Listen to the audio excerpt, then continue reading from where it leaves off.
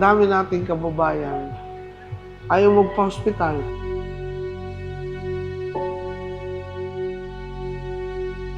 Nakaratay lang sa bahay. Parang nag-aantay lang.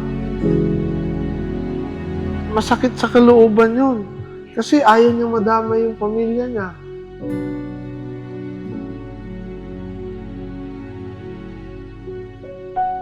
Binibenta yung bahay sa sanla para lang may pambayad. Ipaglaban natin ito, Nay.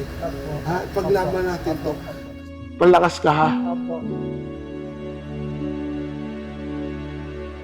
Sabi ko na, ano ba yan? Sabi ko na, nagbabayad ako ng PhilHealth. Nagbabayad ako ng amilyar. Tapos wala naman ako napala. Ayoko, hindi na ako papa-opera tsaka Hindi. ano. O, tingnan natin sa Sa doon, Ah. kasi specialist Laban ka kasi ang dami mong mga mahal sa buhay na gusto nandito ka. Laban ka.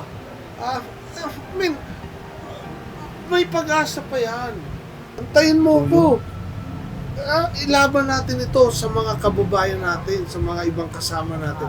Ang daming sitwasyon na ganitong sitwasyon. Hindi dapat ganun kasi sagot ng gobyerno. Ang daming pera ng PhilHealth. Kaya lahat librehin. 504 billion.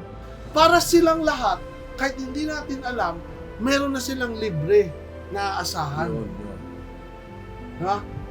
Ha? Nay, ha? Bukas, ha? Okay? Okay, Nay. Maraming salamat po. Oo, ha? Thank you, ha? May pangako pa sa akin, ha?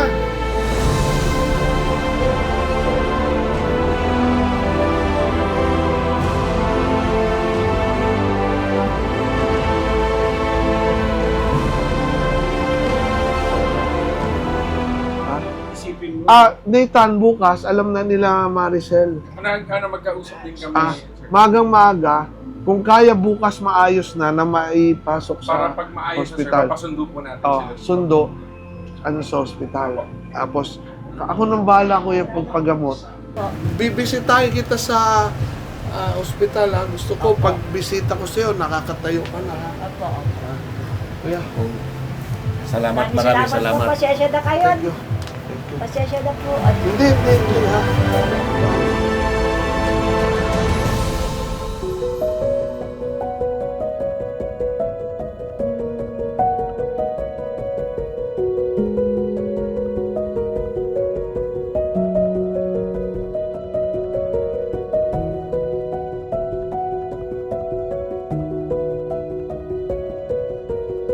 Sa totoo lang naman po, mga kapatid kami, mga pamilya, wala naman na itulong sa akin kasi ko. May mga pamilya sila. Kaya sabi ko sa kapatid ko dalawa, hintayin ko na lang yung kabatayan ko dito. Hindi. Sa totoo lang, parang hulog ng langit siya kasi congressman. Mabait talaga si Lord. Kasi andito lang sa bahay, biglang dumating si congressman.